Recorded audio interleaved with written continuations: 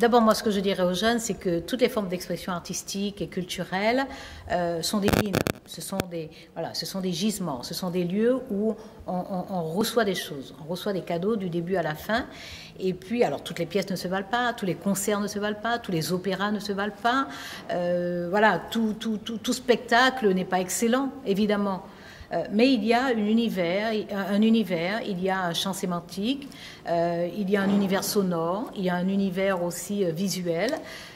Donc voilà, il y a du bonheur à cueillir ou à picorer dans toutes les expressions, dans tous les arts vivants. Et il faut se rendre disponible, il faut recevoir, il faut accepter d'être bousculé, d'être perturbé, d'être interrogé, d'être dérangé.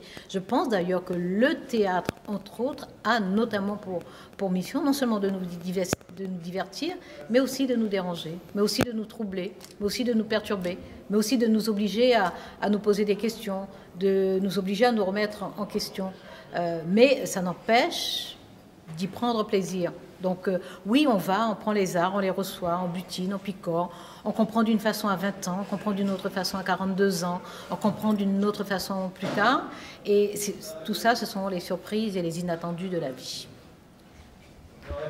Le Théâtre National de Strasbourg fête les 50 ans, Dieu qu'il est jeune, 1968, date mythique, 2018, et il nous invite à imaginer le TNS 2068. Vous êtes la marraine de cet appel à contribution qui est fait à l'ensemble des personnes qui ont envie de répondre à cette question. Imaginez le Théâtre National de Strasbourg en 2068, et au-delà de ça, imaginez le théâtre demain. Si vous fermez les yeux, comment vous imaginez ce théâtre demain? Alors déjà, c'est une démarche d'une très grande témérité, c'est sans doute pour ça qu'elle m'a séduite et que je n'ai pas réalisé à quel moment j'ai dit oui. Ensuite, non, je pense qu'il y a dans ce théâtre, aussi bien à la direction qu'au niveau des comédiennes, des comédiens, il y a des personnes qui savent réfléchir à cela.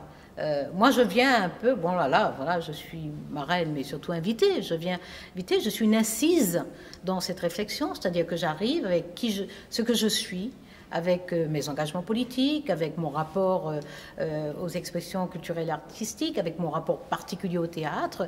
J'arrive et je contribue là un peu dans une espèce d'indiscipline assumée.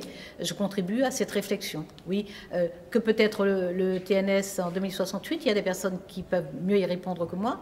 Que peut le théâtre dans la société et que risque la société sur le théâtre dans 50 ans? Oui, c'est un exercice auquel j'ai accepté de participer et j'en dirai quelques mots tout à l'heure. Vous ne voulez rien nous dire? Je peux vous dire que je crois qu'on peut, d'abord que c'est vraiment une grande témérité dans la mesure où nous sommes quand même dans une période où nous savons que les choses vont très très vite. Tout va très vite. La circulation des informations va très vite. Les interrogations et les grands sujets à débat vont très vite, sont très vite évacués et remplacés par d'autres.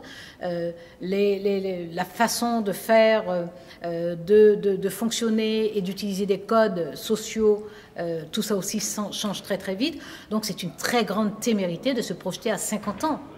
Donc il faut poser cela, qu'on se projette à 50 ans. Et si on ose se projeter à 50 ans, on s'interroge sur ce qu'il peut y avoir d'immuable dans la condition humaine. Et c'est ce que je vais essayer de faire ce soir.